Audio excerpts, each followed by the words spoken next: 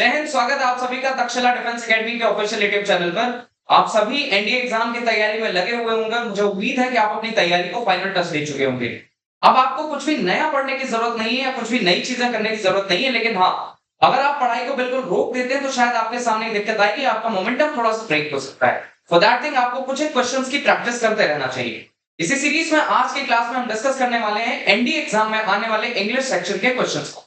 ये क्वेश्चंस ठीक वैसे क्वेश्चंस आपको लगेंगे, मोस्ट प्रोबेबल क्वेश्चंस आप कह सकते हैं, या जो एनडीए एग्जाम में जिन लेवल के क्वेश्चंस पूछे जाते हैं वैसे ही कुछ आपको देखने को मिल सकते हैं। वैरायटी में भी मैंने यही कोशिश की है कि ज्यादातर उस तरीके के क्वेश्चंस को इस वीडियो में रखा जाए जो आपके एनडीए एग्जाम में पूछे जा सकते हैं। तो शुरू करते हैं बिना देर किए पहले क्वेश्चन के साथ। जो हमारा सबसे पहला क्वेश्चन है इसमें एक वन वर्ड सब्स्टिट्यूशन के बारे में पूछा गया है। वन वर्ड सब्स्टिट्यूशन में पूछा गया है कि एक वर्ड दिया है, ग्रुप ऑफ वर्ड दिया गया है, that is willing to be guided और कंट्रोल्ड। कोई ऐसा व्यक्ति या कोई ऐसी वस्तु जिसको गाइड किया जा सके या कंट्रोल किया जा सके, ऐसे को क्या बोलते हैं। मैं उम्मीद करूंगा आप सभी बच्चों के आंसर्स आने शुरू हो चुके होंगे। आप इसके फटाफट आंसर टिक करने की कोशिश कीजिएगा। एक बार मैं भी इसको एक्सप्लेन कर देता हूं। देखिए, एक वर्ड यहां पर है एडोरेबल। आपको पता है एडोरेबल का मतलब वो होता है जो बहुत प्यारा हो या जिसकी आप तारीफ कर सके, जिसकी आप तारीफ कर सके। तो इसको हम एडमिरेबल भी बोल सकते हैं, जिसको एडमायर किया जा सके, जिसकी तारीफ करी जा सके। आपको पता है कि एडमेंट का मतलब होता है जिद्दी। एक क्रिकेटर है विराट कोहली के लिए वर्ड बहुत बार आपने न्यूज़पेपर्स में यूज करते हुए देखा होगा। एडमेंट का मतलब होता है एक ऐसा आदमी जो बहुत जिद्दी है, जो बहुत ज्यादा हठी है। ऐसे लोगों के लिए एडमेंट वर्ड यूज होता है। तो ये तो इसके लिए नहीं हो सकता, ये भी नहीं हो सकता। Now the fourth word is abominable. Abominable, abominable का मतलब होता है डिटेस्टेबल।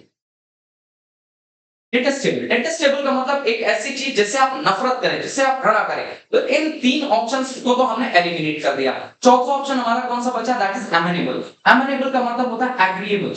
एक ऐसा आदमी जिसको हम एग्री कर सकते हैं, जो जिससे किसी बात को मनवाया जा सकता है। तो ऐसे लोगों को क्या बोलते हैं, एमेनेबल बोलते हैं। ये लोग बड़े फ्लेक्सिबल होते हैं। तो इसका दूर का सिनोनिम आप फ्लेक्सिबल भी बोल सकते हैं, या इसको आसान शब्दों में कहें तो एक ऐसा व्यक्ति जिसको गाइड किया जा सकता है, जिसको कुछ समझाया जा सकता है। उम्मीद करता हूं क्वेश्चन आप सभी को समझ में आया होगा।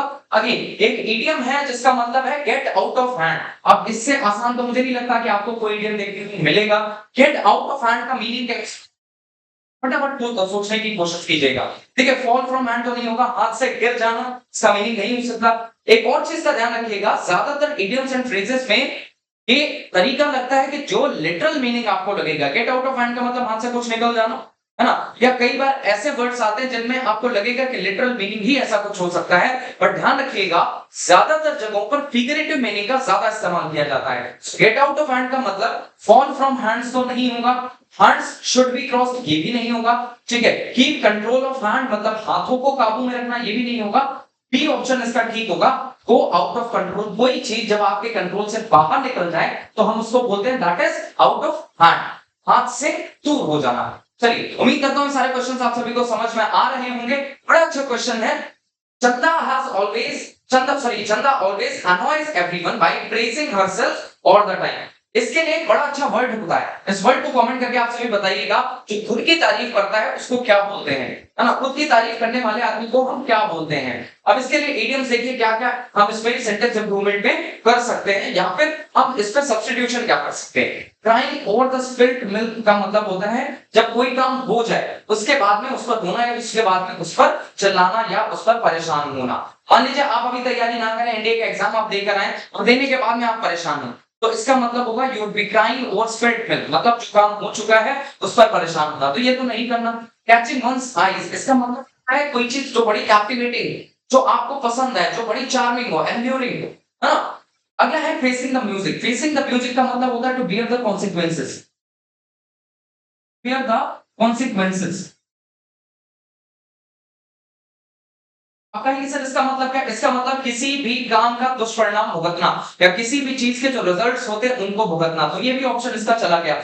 तीसरा ऑप्शन जो बचता है that is blowing her own trumpet, मतलब अपना खुद का फूंक बजाते रहना। मतलब क्या होगा, मतलब होगा कि अपनी तारीफें खुद से करते रहना। प्रेजिंग हरसेल्फ का मतलब होगा ब्लोइंग हर ओन ट्रम्पेट, या ब्लोइंग ओन ट्रम्पेट का मीनिंग ही सीडीएम का होता है खुद की तारीफ करते रहना।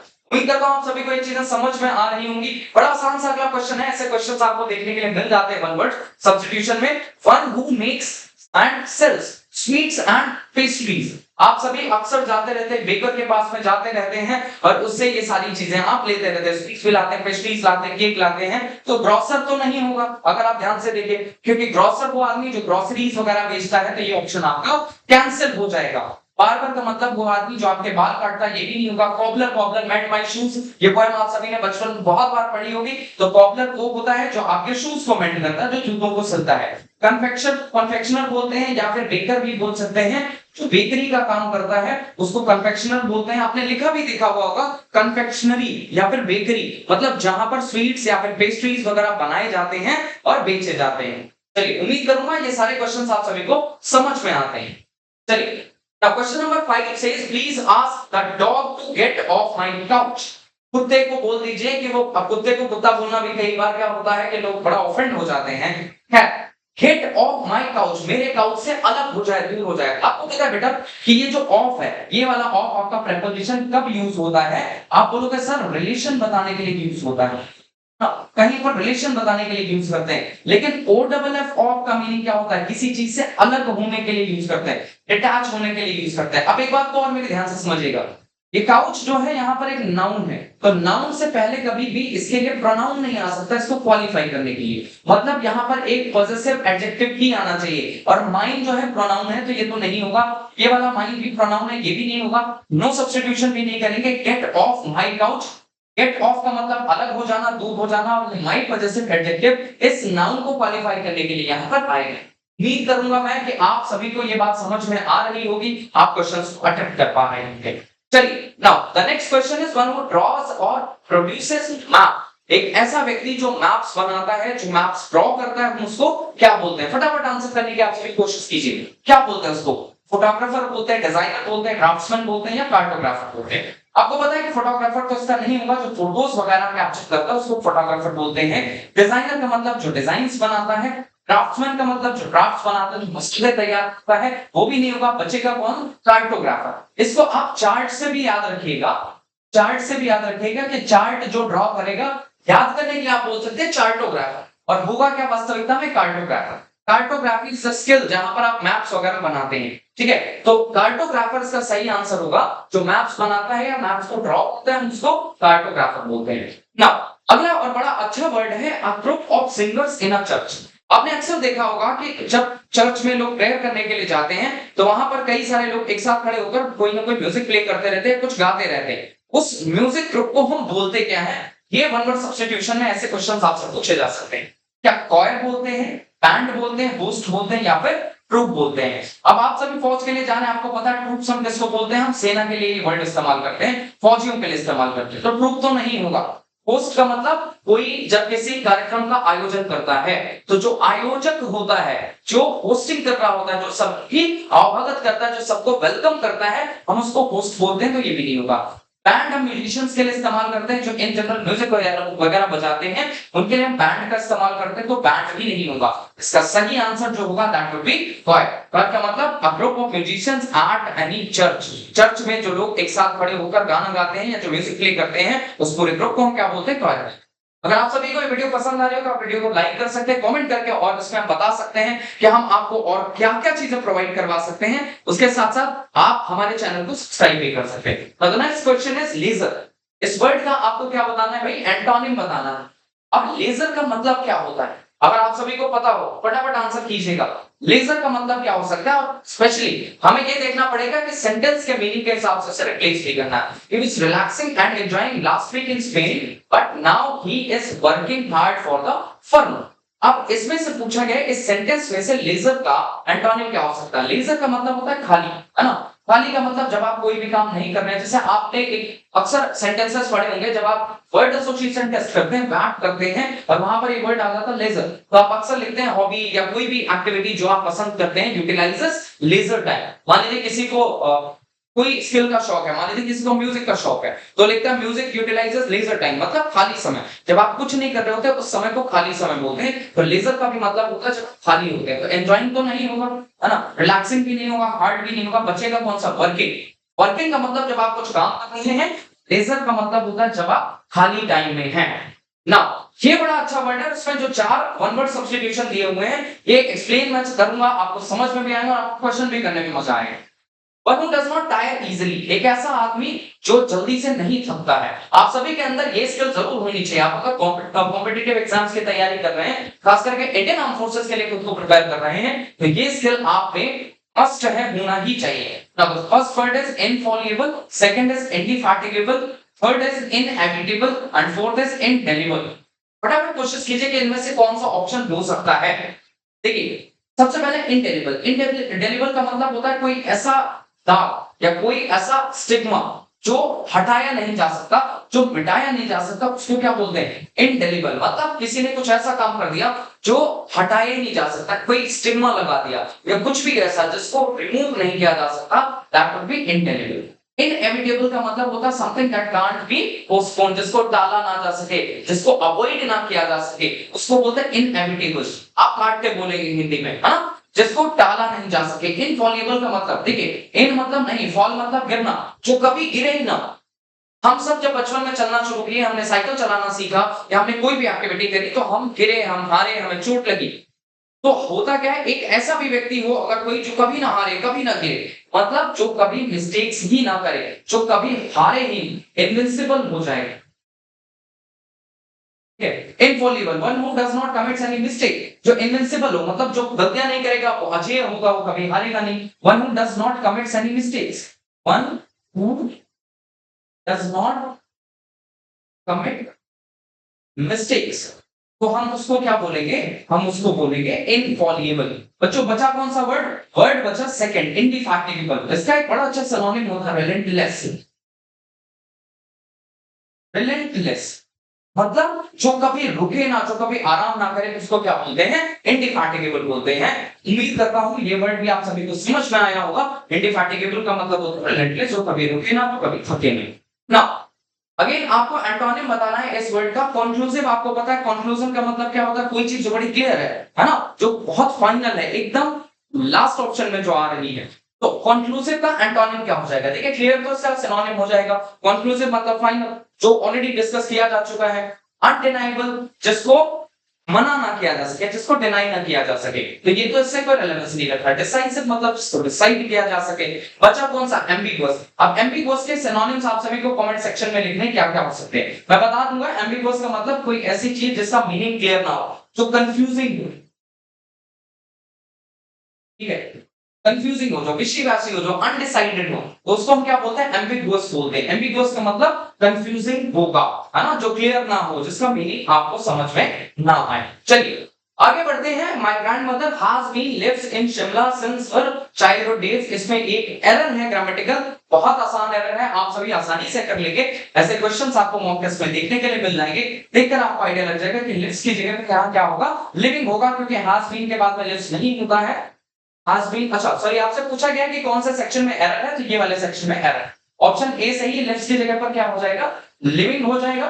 प्रेजेंट परफेक्ट कंटीन्यूअस का टेंस है, आपको पता है परफेक्ट कंटीन्यूअस में वी फोर आती है, वर्ब की फोर्थ फॉर्म आती है। कैसे बनती है बेटा? V1 में अगर हम आईएनजी ऐड कर देते हैं, जेरेंट फॉर्म जिसको बोलते हैं, कंटीन्यूअस फॉर्म जिसको बोलते हैं, वो V4 होती है, वर्ब की कंटीन्यूअस फॉर्म हो जाएगी। चलिए, ये बड़ा अच्छा कॉन्सेप्ट है। I will not go out if it is raining. आपको ये क्वेश्चन का और ये कॉन्सेप्ट को बड़े ध्यान से समझना पड़ेगा। समझना हमें क्या है कि फ्यूचर में एक के बाद अगर दो एक्शंस हो रहे हैं, two actions are happening in future, पहले वाले एक्शन को हम एक्शन की तरह इधर लिख लें और दूसरा हम क्या लिख लें? रिजल्ट लिख। एक एक्शन होगा और उसका रिजल्ट आएगा। जो पहला एक्शन हो रहा होगा उन दोनों में से, वो हमेशा प्रेजेंट इंडेफिनिट में रहेगा, या कह लीजिए कि जो एक्शन वाला पार्ट होगा हम उसको प्रेजेंट इंडेफिनिट में रखेंगे, उसका रिजल्ट जो आएगा वो हमेशा फ्यूचर इंडेफिनिट में रखेंगे, उसको हम बच्चों फ्यूचर इंडेफिनिट में रखेंगे। अब जरा ध्यान से देखिए, आई विल नॉट गो, मैं बाहर नहीं जाऊंगा। कब नहीं जाऊंगा? अगर बारिश होती है तो। अगर बारिश होगी तो पहले बच्चों बारिश होगी, तब मैं बाहर जाऊंगा या नहीं जाऊंगा ये चीज डिसाइड होगी। तो ये वाला पार्ट क्या हो जाएगा? एक्शन, और इसका रिजल्ट क्या होगा? ये कि मैं बाहर नहीं जाऊंगा। मैं कब बाहर नहीं जाऊंगा? अगर बारिश होती है। तो मैंने अभी आपको बताया कि जो पहला वाला पार्ट है इसको हम किसमें रखेंगे? प्रेजेंट इंडेफिनिट में रखेंगे। तो बच्चों रेनिंग तो गया है ना, विल रेन भी नहीं होगा, रेन कभी नहीं होगा, बच्चों कौन सा? If it rains. ध्यान रखिएगा, अगर दो घटनाएं एक के बाद एक फ्यूचर में हो रही हैं, तो पहली वाली उनमें से क्या होगी? प्रेजेंट इंडेफिनिट में रखी जाएगी, और दूसरे वाले विल को फ्यूचर इंडेफिनिट में रखेंगे। यहाँ पर विल की जगह वुड लगा करके आपको एरर दिया जा सकता है, बट ध्यान रखिएगा विल या शैल का ही इस्तेमाल होगा, वुड का इस्तेमाल नहीं होगा, इस केस में नहीं होगा। चलिए आगे बढ़ते हैं। एनेस्थीसिया, एनेस्थीसिया का मतलब होता है बेहोशी, खास करके जब किसी भी ऑपरेशन से पहले पेशेंट को एनेस्थीसिया दिया जाता है तो बेहोशी दी जाती है तो उसको एनेस्थीसिया बोलते हैं। If the anesthesia is not dash properly we might wake up in dash the surgery. देखो इन के बाद में ड्यूरिंग तो नहीं आएगा, यहाँ पर इन ड्यूरिंग द सर्जरी गलत मीनिंग दे देगा, तो इन स्टार्ट द सर्जरी भी नहीं होगा। मतलब इसका मीनिंग ये होगा कि अगर किसी पेशेंट को ढंग से एनेस्थीसिया ना दिया जाए तो पेशेंट क्या करेगा, सर्जरी के बीच में ही उठकर बैठ जाएगा या फिर जग जाएगा। देखिए क्या हो सकता है, देखिए ये मिडिल होगा लास्ट वाला, ये तो आपको पता चल गया। तो आपने स्टार्टिंग के 2 ऑप्शंस को कर दिया एलिमिनेट, लेकिन परपेचुएट नहीं किया जाता एनेस्थीसिया का। एनेस्थीसिया को परपेचुएट नहीं कर सकते। हम क्या करेंगे, एनेस्थीसिया को ढंग से एडमिनिस्टर करेंगे। एडमिनिस्टर का मतलब होता है जागरूकता से कोई भी काम करना या किसी बात पर बहुत ध्यान देना, जोर देना।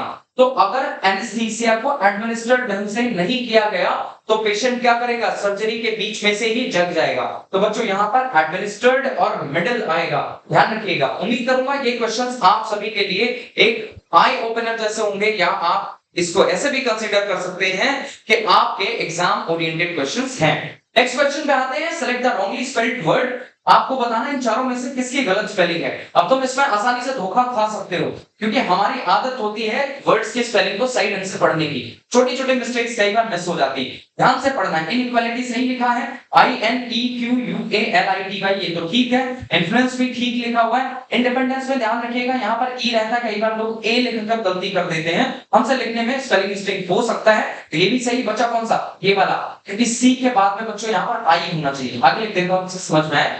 इनएफिशिएंट, इनएफिशिएंट में CIENT होना चाहिए। ऑप्शन कौन सा होगा, पहला ऑप्शन सही होगा। इन सब की तो स्पेलिंग ठीक है, तो ये ऑप्शन सही नहीं है, ऑप्शन ए वाला सही होगा, इनएफिशिएंट होना चाहिए।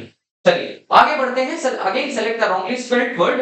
बड़ा आसान सा है, देखता हूं मैं कितने बच्चों का इसमें आंसर आ सकता है। कोशिश कीजिए एक बार आंसर करने की, फिर मैं एक्सप्लेन करता हूं। चलिए इतना टाइम पर्याप्त है, आप सभी ने कर लिया होगा। स्कैंटी भी ठीक लिखा हुआ है, स्कीम भी ठीक लिखा हुआ है, स्टार्स भी ठीक लिखा हुआ है, सीनरी गलत लिखा हुआ है, SCENERY, सीनरी SCENERY होता है, NARY नहीं होता, और यही ऑप्शन आपका सही होगा, ये ऑप्शन गलत है। ठीक है, इनकी स्पेलिंग ठीक है, इस वजह से मैंने सही ठीक किया था, बाकी ऑप्शन आपका ए सही है, स्पेलिंग ए की गलत है। चलिए ये बड़ा सही क्वेश्चन आपको समझ में आएगा। इसमें आपको बताना है कि कौन सा ऑप्शन ऐसा है जहां पर एरर है, और अगर किसी भी ऑप्शन में एरर नहीं तो आप एरर लिख दीजिएगा। No one inform me that you would be absent. मुझे किसी ने नहीं बताया कि आप एब्सेंट रहोगे, मुझे किसी ने नहीं बताया कि आप एब्सेंट रहोगे। अब जरा ध्यान से देखिए, दैट क्या कर रहा है, कंजंक्शन की तरह काम कर रहा है, 2 सेंटेंसेस को जोड़ रहा है। No one inform me, second you would be absent, तो यहां पर दैट से रिलेटेड तो कोई दिक्कत नहीं है। आगे बढ़ते हैं, यू के लिए वुड बी, और यहां पर क्या है, V1 लिखा हुआ है, मतलब इसको पैसिव फॉर्म में बना दिया गया, V प्लस V1 ठीक है, ये चल जाएगा। या इसको ऐसे कह लें, वुड के बाद में V लिखकर V1 दिया गया, ये ठीक पार्ट में लिखा हुआ है। इधर आ जाते हैं, नो वन सिंगुलर है, तो आपको पता है कि जब भी हम सिंगुलर लिखते हैं सब्जेक्ट, तो इसके लिए या तो V5 आना चाहिए अगर हम प्रेजेंट की बात करें, अदरवाइज पास्ट में बात करेंगे तो V2 आना चाहिए। कोई और हेल्पिंग वर्ब होती तो उसके अकॉर्डिंग हम क्या करते, वर्ब में मॉडिफिकेशन करते। तो नो वन इन्फॉर्म मी में ही गलती है, यहाँ पर या तो इन्फॉर्म्स होना चाहिए, बट इन्फॉर्म्स गलत होगा। मैं प्रेजेंट में अगर ये सेंटेंस मुझे लिखना होता, मैं उसके लिए बता रहा हूं, अगर प्रेजेंट में लिखना होता तो इन्फॉर्म्स होता, अदरवाइज यहाँ पर क्या होगा, इन्फॉर्म्ड। किसी ने मुझे नहीं बताया कि आप क्या करेंगे, आप एब्सेंट रहेंगे। आई सपोज ये बात भी सभी बच्चों को क्लियर होगी, आप मेरे क्वेश्चंस को समझ पा रहे होंगे। Now the next question is a person who sells and arranges cut flowers. मतलब जो फूलों को काटता है, बेचता है, उनको अरेंज करता है, उसको क्या बोलते हैं। न्यूट्रिशनिस्ट नहीं होगा, न्यूट्रिशनिस्ट वो आदमी होता है जो न्यूट्रिशंस के बारे में बताता है, तो ये बताता है कि कैसे न्यूट्रिशन किसको क्या देना चाहिए। एग्रीकल्चरिस्ट वो आदमी जो एग्रीकल्चर से रिलेटेड काम करेगा, तो एग्रीकल्चरिस्ट भी नहीं होता। बॉटनिस्ट, देखिएगा फ्लोरिस्ट और बॉटनिस्ट में कंफ्यूजन हो सकता है। फ्लोरिस्ट का मतलब वो आदमी जो फूलों से रिलेटेड काम करेगा, बॉटनिस्ट का मतलब वो आदमी जो बॉटनी के रिलेटेड चीजें डील करेगा। आपने पढ़ा होगा जूलॉजी और बॉटनी। जूलॉजी में हम किसके बारे में स्टडी करते हैं, प्लांट्स के, सॉरी एनिमल्स के बारे में करते हैं, और बॉटनी में हम किसके बारे में स्टडी करते हैं, पेड़ पौधों के जितने भी फौनास हैं, या सॉरी मैंने गलत बोल दिया, जितने भी फ्लोरास हैं। फ्लोरास के बारे में जो हम स्टडी करते हैं उसको हम बोलेंगे बॉटनी। तो बॉटनिस्ट नहीं होगा, क्या होगा, फ्लोरिस्ट होगा। अक्सर आपको जरूरत पड़ती है फरवरी के महीने में फ्लोरिस्ट के पास जाने की, क्योंकि आपको फूलों की जरूरत पड़ती है, फिर आप रोजेस खरीदते हैं। कौन से कलर के खरीदते हैं वो आपको पता है, मुझे बताने की जरूरत नहीं है। Now let's come to the question number 18 and आपको बताना है एंटोनिम ल्यूडिक्रस। ठीक है, ल्यूडिक्रस का मतलब क्या होगा आपको बताना है, इसका एंटोनिम और इसका पहले मीनिंग भी बताना है। ठीक है, कोशिश कीजिए एक बार आंसर करने की, ल्यूडिक्रस का मीनिंग क्या हो सकता है। चलिए मैं बताता हूं। देखिए, ल्यूडिक्रस का मतलब एक ऐसी चीज जो बड़ी रिडिकुलस हो, जिस पर हंसी है ना, जो फनी है ना, उसको बोलते हैं ल्यूडिक्रस। जो बड़ा अब्सर्ड सा हो, है ना, अब्सर्ड, जो फनी हो, जिस पर हंसी है।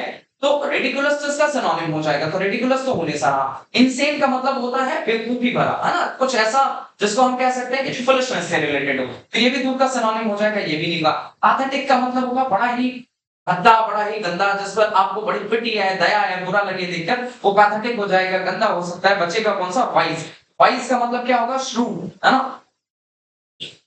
बुद्धिमानी भरा। ठीक है, श्रूड होगा, सेन होगा, इनसेन से ही बना है सेन, या कह लीजिए सेन से बना है इनसेन। सेन का मतलब समझदार, इनसेन का मतलब बेवकूफी भरा, पागलपन वाला। ठीक है, चलिए आगे बढ़ते हैं। ये बड़ा सही और बड़ा प्रैक्टिकल सा सिनोनिम है, या कह लीजिए इडियम है, हैंड एंड ग्लव। आप ग्लव कहां पहनते हैं, ग्लोव कहां पहनते हैं, हाथ में पहनते हैं। तो जब आप ग्लोव को पहनते हैं, दस्ताने को पहनते हैं, तो हाथ से कैसे होता है, बहुत क्लोज कांटेक्ट में होता है। आप और आपका दोस्त कैसे रहते हैं, hand and glove with, in hand and glove with, ये पूरा फ्रेज होता है, या कह लीजिए पूरा इडियम है।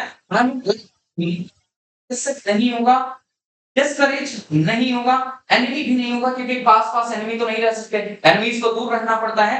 बचेगा कौन सा, इंटीमेट। इंटीमेट का मतलब होता है बहुत क्लोज, बहुत ही ज्यादा। जब आप पास हो, इतना पास के जैसे हाथ और ग्लव, है ना, जब ज्यादा क्लोज होते हैं तो इस इडियम का इस्तेमाल होता है, hand and glove.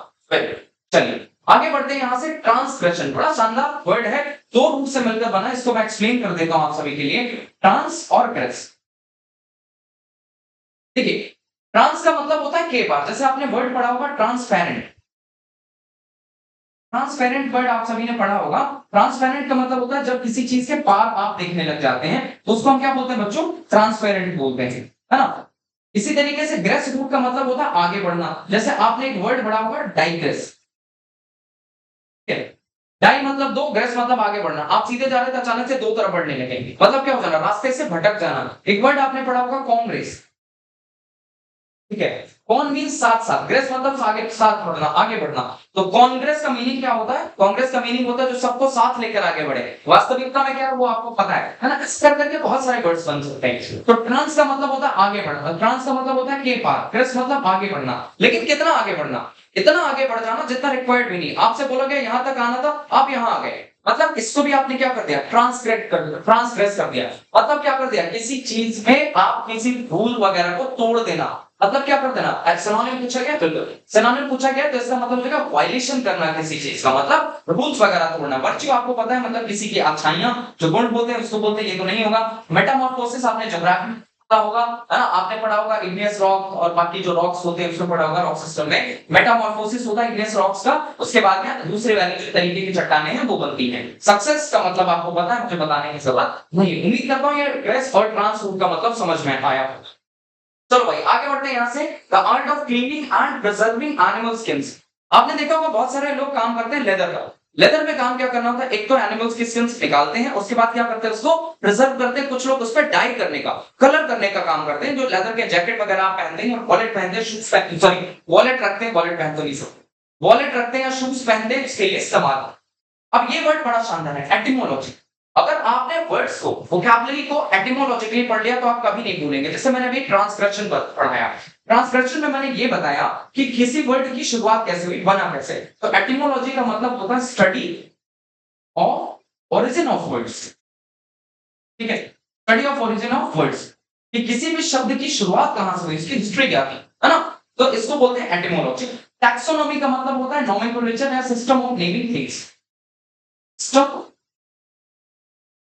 Of naming things. आपने ना नोमेनक्लेचर पढ़ा होगा, कैरोलस लिनियस ने जो नोमेनक्लेचर का सिस्टम दिया होगा उसको भी हम टैक्सोनॉमी की कैटेगरी में रख सकते हैं। Now next is dermatology. Derma root कहीं भी आएगा, इस डर्मा रूट का मतलब होता है स्किन। तो डर्मेटोलॉजी का मतलब होगा स्किन रिलेटेड जो भी स्टडीज होंगी इसको हम क्या बोलेंगे, डर्मेटोलॉजी। अगर किसी भी व्यक्ति को कभी स्किन से रिलेटेड कोई प्रॉब्लम होती है तो एक ऐसे डॉक्टर के पास जाता है जो स्किन का स्पेशलिस्ट डॉक्टर, उसको बोलते क्या है, डर्मेटोलॉजिस्ट बोलते हैं। तो डर्मेटोलॉजी भी नहीं होगा, बचेगा कौन सा, टैक्सीडर्मी। टैक्सीडर्मी का मतलब क्या हो जाएगा, डर्मा रूप देखो यहाँ भी आया है डर्मी, है ना, डर्मा से बना है। तो डर्मी का मतलब स्किन, टैक्सीडर्मी का मतलब एक ऐसा व्यक्ति जो पशुओं की, एनिमल्स की स्किन को निकालता है, उनको रखता है, उस पर टैनिंग वगैरह करता है। जो लोग केवल पेंटिंग का काम करते हैं, जो लोग केवल इस पर डाई वगैरह करने का काम करते हैं, उनको टैनर्स बोलते हैं। ठीक है, और इस वर्ड को क्या बोलेंगे, इस फ्रेज के लिए क्या वर्ड यूज होगा, टैक्सीडर्मी। उम्मीद करता हूं ये बात भी सभी को समझ में आया होगा, ये बड़ा सही फ्रेज है और अक्सर ये प्रैक्टिकली लोगों के लिए फिट भी बैठता है, थ्रू द फ्रेज पॉइंट। अगर आपने कभी अंगूर के पेड़ को देखा, पेड़ तो नहीं होता अंगूर का, एक्चुअली क्रीपर होता है, अंगूर की बेल होती है, और होता क्या, उसको सहारे की जरूरत होती है क्योंकि वो सहारे से ही ऊपर चढ़ती है। अब आप अगर सोचिए अंगूर की बेल लटक रही है और उसके सहारे आप अंगूर तोड़ने की कोशिश करें, आप नहीं तोड़ सकते। या अगर बेल को देखकर आप अंगूर को गेस करने की, जज करने की कोशिश करें तो आप नहीं कर सकते, है ना। तो यही मतलब थ्रू द ब्रेक पॉइंट का होता है। थ्रू द ब्रेक पॉइंट का मतलब क्या होगा, थ्रू डिफिकल्टीज नहीं होगा, इसका मतलब होगा वाया गॉसिप्स। बहुत सारे ऐसे लोग होते हैं जो क्या करते हैं, लोगों को, चीजों को या समस्याओं को या सर्कमस्टांसेस को कैसे समझने की कोशिश करते हैं, गॉसिप्स के थ्रू, किसी दूसरे से सुनकर, है ना। तो आप प्रैक्टिकली इसी वर्ड को कैसे इस्तेमाल कर सकते हैं कि यार चीजों को थ्रू द ब्रेक पॉइंट मत समझो, प्रैक्टिकली समझो, है ना, सामने से समझो। तो आपको भी यही काम करना है कि थ्रू द ब्रेक पॉइंट चीजों को नहीं समझना है। थ्रू द ब्रेक पॉइंट का मतलब होता है वाया गॉसिप्स, दूसरों की जो सुनी सुनाई बातें उनसे लेकर लोगों के बारे में असेसमेंट करना या जजमेंट सुनाना। एक्चुअली ये आपको पता है इसका मीनिंग नहीं होगा, बीमार होता है, सक्सीडेड ब्रिलियंटली, ये भी नहीं होगा। उम्मीद करता हूं ये बात भी आप सभी को समझ में आई होगी। Next, throw caution to the wind, हवा का सामना करना या हवा को भी क्या करना, हवा के सामने खड़े होकर उसका रुख बदलने की कोशिश करना या हवा का रास्ता रोकने की कोशिश करना। आपको पता है कि विंड में कितना ज्यादा वेलोसिटी होती है, कितना तेज स्पीड से आगे आती है, तो क्या आप ऐसा कर सकते हैं, नहीं कर सकते। इसका मीनिंग क्या होगा, टू बी इनडिसाइसिव और अनश्योर अबाउट अ डिसीजन नहीं होगा। To take a big risk और टू बी रेकलेस, रेकलेस का मतलब होता है एक्सट्रीमली डेयरिंग होना, यही चीज है। To take a big risk और टू बी रेकलेस, इसका सही ऑप्शन यही बी वाला होगा। टू बी ओवरली कॉशियस और हेजिटेंट नहीं होगा, बहुत ज्यादा किसी चीज के बारे में सोचना नहीं होगा। टू बी टू स्ट्रिक्ट और रिजिड इन फॉलोइंग रूल्स, ये भी नहीं होगा, रूल्स वगैरह मानने में बहुत ज्यादा स्ट्रिक्ट होना, ये भी नहीं होगा। तो to throw questions to the wind, तो throw question to the wind का मीनिंग होगा to take a big risk और टू बी रेकलेस। चलिए, उम्मीद करूंगा ये सारी चीजें भी आपको समझ में आ रही है। अगला वाला क्वेश्चन है, most appropriate option that can substitute the underlined segment in the given sentence. The Indian independence movement sought to establish the conceptions of freedom. इस पार्ट को सेंटेंस का कौन सा ऑप्शन है इन चारों में से जो सब्स्टिट्यूट कर सकता है, आपको बताना है। Conceptions of freedom and social welfare as the goals of an independent Indian state resulting in fundamental rights and directive principles. तो देखिए, procedures of free mind, free mind की बात कहीं नहीं करेंगे है, और फ्री माइंड यहाँ पर फिट भी नहीं बैठेगा, फ्रीडम और फ्री माइंड होना दोनों अलग अलग। Next is concepts of liberty, ये हो सकता है, देख लेंगे। सिंबल्स ऑफ विक्ट्री, ये तो नहीं होगा क्योंकि विक्ट्री अलग है, फ्रीडम अलग है। मेथड्स टू सिंपैथाइज, ये भी नहीं है, सिंपैथी की बात हम नहीं करते हैं। बचा कौन सा ऑप्शन, बी वाला बचेगा। कॉन्सेप्ट्स ऑफ लिबर्टी की बात करी गई है, मतलब किस तरीके की आपको स्वतंत्रता दी जा सकती है, किस तरीके से आपको स्वतंत्र या फिर स्वच्छंद रखा जा सकता है, इस बात को बताया गया है। ऑप्शन बी इसका ठीक आंसर होगा। उम्मीद करता हूं ये सारी बातें आप सब बच्चों को समझ में आ रही होगी। नाउ वेरी फाइन वर्ड, इसका सिनोनिम आपको बताना है, कॉनून। कॉनून का ऐसा मतलब याद रखिए कि किसी चीज पर क्या कर देना, नोट कर देना। कुछ नोट करने का मतलब क्या होगा, कमेंट करना, तुम्हारा पहला आंसर आएगा और तुम फिर इसको सही ऑप्शन में जोड़ोगे, बाद में आके 1 मिनट ना तुम्हारा नंबर कटेगा। कि आंख बंद करके ऑप्शन लगाना गलत हो जाएगा, पहले ध्यान से पढ़ लीजिएगा। क्रिटिसाइज करना नहीं होगा, ठीक है, केयर करना भी नहीं होगा। बचे 2 ऑप्शन, कमेंट करना और कन्वे करना। देखिए, नोट करने, कमेंट करने का मतलब पहले समझ लीजिए, किसी बात पर कोई टिप्पणी करना या किसी बात से रिलेटेड कुछ बताना। नोट करने का मतलब ये नहीं होगा, इसका मतलब होता है किसी मैसेज को कन्वे करना, किसी थॉट को आगे बढ़ाना, किसी को कुछ समझाना, किसी को कुछ बताना। तो नोट करने का मतलब क्या होगा, किसी पर कुछ नोट करना, मतलब कन्वे करना, अपनी बात को दूसरों तक, आगे तक पहुंचाना। ठीक है, ध्यान से क्वेश्चंस को और ऑप्शंस को पढ़कर आंसर कीजिएगा, अदरवाइज 1/3 कटने में देर नहीं लगती। फिर घर आके क्रोकोडाइल टीयर्स बहाते हो घर वालों के सामने, है ना, क्योंकि एक्सेप्ट करने का दम तो है नहीं सामने। देखो क्या होगा, दोस वर ओनली क्रोकोडाइल टीयर्स, है ना।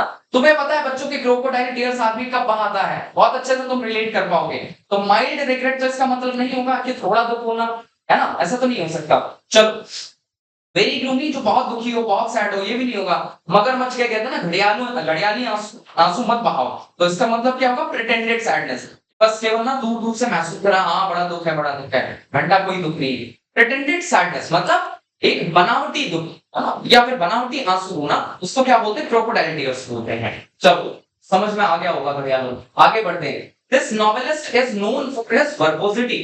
वर्बोस का मतलब समझते हैं। वर्बोस मतलब जैसे आदमी पर बहुत बोझ हो, और ज्यादा बोझ होगा तो क्या करेगा, बहुत बोलेगा, बहुत ज्यादा बात करेगा, है ना। तो वर्बोसिटी का मतलब होता है जो आदमी बहुत ज्यादा शब्दों का इस्तेमाल करे, जो बहुत ज्यादा गैरोलस, गैरोलस, तो बहुत ज्यादा कम्युनिकेट हो, जो बहुत बातें करे या शब्दों की अधिकता का इस्तेमाल करे, उसको वर्बोस बोलते हैं। और ये भी ध्यान रखिएगा, वर्बोस का एक मीनिंग ये भी होता है कि शब्दों की अधिकता का इस्तेमाल करना, लेकिन इररिलेवेंट भी बोलना। जब आप ज्यादा बोलेंगे तो जाहिर सी बात है आपके पास कंटेंट कम होगा, आपने चीजों को कम पढ़ा होगा, और फिर आप इधर उधर की बातें ज्यादा कर रहे हो। आपने बहुत सारे ऐसे लोगों को देखा होगा जो ऐसे काम करते हैं। तो वर्बोसिटी का मतलब यही होगा। वेंजेंस का मतलब होता है बदला, है ना, किसी से कोई अपना रिवेंज वगैरह लेना, ये तो नहीं होगा। ठीक है। ह्यूमिलिटी आपको पता है, ह्यूमिलिटी का मतलब क्या होता है, ये भी नहीं सकता। कैंडर का मतलब फुलनेस होता है, ऑनेस्टी होता है, नीम होता है, जो बहुत सच्चा हो, सीधा साधा हो। बचेगा क्या, सक्सिंक्टनेस। इसका एंटोनिम पूछा गया। सक्सिंक्टनेस का मतलब होता है टर्चनेस, ब्रीफनेस, टर्चनेस। ठीक है, मतलब किसी चीज में क्या करना, संक्षिप्तता करना, ब्रीफनेस, शॉर्टनेस। और ये इसका सही एंटोनिम हो जाएगा। क्वेश्चन नंबर 27, वर्बोस मतलब ज्यादा शब्दों का इस्तेमाल करना, सक्सिंक्ट मतलब कम से कम शब्दों का इस्तेमाल करना, संक्षिप्त में किसी की बात करना। कॉक एंड बुल स्टोरी आपने बहुत बार पढ़ा है। स्टोरी ऑफ एनिमल्स नहीं होगा, मैंने बताया। फिगरेटिव मीनिंग यूज होगा, लिटरल मीनिंग ज्यादातर जगहों पर नहीं होगा। ट्रू स्टोरी नहीं होगा, चिल्ड्रन स्टोरी भी नहीं होगा। बचेगा कौन सा, a foolish and concocted story, मतलब एक झूठी और बनावटी कहानी। उसको हम क्या बोलते हैं बच्चों, कॉक एंड बुल स्टोरी बोलते हैं। ठीक है, कॉक एंड बुल स्टोरी एक false and concocted story. Pull yourself together, ये उन जगहों पर आप करते हैं जब आपको लगता है कि आप थोड़ा सा लो फील कर रहे हैं। उन जगहों पर करते हैं जब आपको लगता है कि आपको खुद को ही समेटने की कोशिश करनी है। कौन सा ऑप्शन सही हो जाएगा, बहुत शानदार इसका आंसर होगा। देखिए इस इडियम का क्या होगा, फाइट वायलेंटली नहीं होगा, मतलब बहुत झगड़े से लड़ना नहीं, ऐसा नहीं होता, है ना। या वर्क ओवर टाइम, ज्यादा काम करना, ये भी नहीं होगा। हेल्प द नीडी, ये भी नहीं होगा। इसका मतलब होता है खुद को शांत रखना। पुल योरसेल्फ टुगेदर, आपको खुद को समेटने की जरूरत है, मतलब आपको खुद को शांत रखने की जरूरत है, खुद को गैदर करने की जरूरत है, मस्टर करने की जरूरत है। तो बचेगा कौन सा, डी ऑप्शन, काम डाउन रखने की जरूरत है, शांत रखने की जरूरत है ना। जब समस्याएं सामने हो उस समय आपको क्या करना, शांत रहना चाहिए। आपके एक्शंस आपका आंसर देने चाहिए, वर्ड से आंसर नहीं दे सकते। चलो भाई देखते हैं। For many a warming climatic system is expected to impact the availability of basic necessities like fresh water, food security, and energy, while efforts to redress climate change go through adaptation and mitigation. Mitigation का meaning आप सभी को पता है, आपने बहुत बार पढ़ा है, मैं बताऊंगा नहीं इसको। इस क्वेश्चन को मैं होमवर्क में आप सभी को दे रहा हूं। चार ऑप्शंस आपके सामने, राइज करना, क्योर करना, बैलेंस करना, रिडक्शन करना। रिडक्शन मतलब कमी करना, बैलेंस मतलब संतुलन बना के रखना, क्योर मतलब किसी चीज से बचाना, राइज मतलब उगाना या फिर उठना या कुछ नया होना। ये ऑप्शन का आंसर आप सभी कमेंट सेक्शन में बताएंगे, और मैं देखना चाहूंगा कि आप में से कितने सारे लोगों के कमेंट्स आते हैं, कितनी सारी चीजें आप सभी को समझ में आती। ज्यादा डिटेल्स के लिए आप हमारे दिए गए नंबर्स पर कॉल कर सकते हैं, या हमारा ऑफलाइन सेंटर जो कि अलीगंज लखनऊ में है विजिट कर सकते हैं। उम्मीद करूंगा आप सभी को ये क्लास पसंद आई होगी। फर्दर हम ऐसी क्लासेस करते रहेंगे, और एनडीए एग्जाम के बाद में पूरा इंग्लिश का सिलेबस जितना भी पॉसिबल है मैं YouTube पर फ्री ऑफ कॉस्ट आप सभी को पढ़ाने वाला हूं, जिसमें मैं ग्रामर सेक्शन को भी पढ़ाऊंगा, मैं वोकैब सेक्शन को भी पढ़ाऊंगा, मैं रीडिंग सेक्शन को भी पढ़ाऊंगा, मैं कॉम्प्रिहेंशन भी आप सभी को करवाऊंगा। जो जो चीजें मैं करवा सकता हूं मैं सारी चीजें फ्री ऑफ कॉस्ट YouTube पर करवाऊंगा। उम्मीद करूंगा आप सभी इन क्लासेस के साथ जुड़ेंगे, और आप कॉम्प्लीमेंट्स के तौर पर लाइक, कमेंट्स और शेयर जरूर करेंगे। जुड़े रहिए तक्षशिला डिफेंस एकेडमी के साथ में। थैंक यू, जय हिंद।